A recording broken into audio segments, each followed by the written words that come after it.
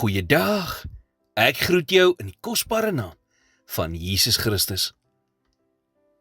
Die Bybel sê in Johannes 14 vers 27, Vrede laat ek vir julle na, my vrede gee ek aan julle. Nie soos die wêreld gee ek aan julle nie. Laat julle hart nie ontsteld word en bang wees nie. Om vrede te hê in hierdie lewe is een van ons diepste behoeftes. Jesus het ons sy vrede beloof.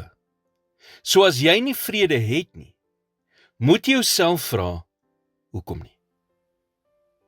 Iets wat gewoonlik ons vreugde steel, is wanneer omstandighede skielik buite ons beheer raak.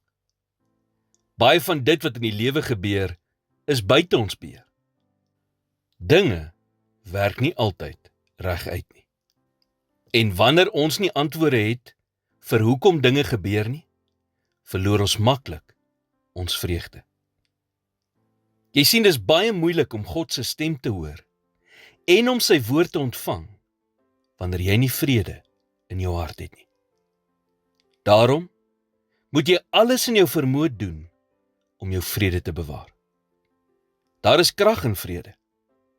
As die duiwel jou nie kan ontstel nie, het hy geen mag oor jou nie.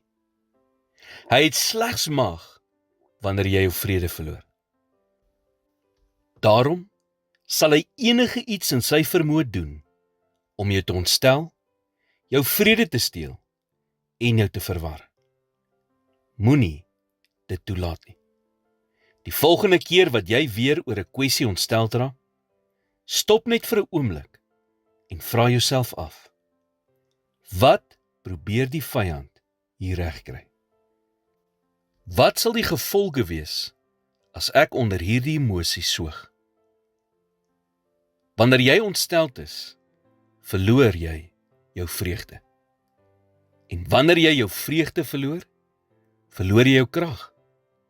Want die woord van die Here sê, Nehemia 8 vers 10 in die King James Version, The joy of the Lord is your strength. Here, vandag word ek stil voor U, soekend na U vrede, wat alle verstand te bowe gaan. Vul my hart met U innerlike vrede, te midde van al die chaos in hierdie besige lewe. U woord verseker my, dat U die bron van ware vrede is. Vandag klou ek vas aan daardie belofte. In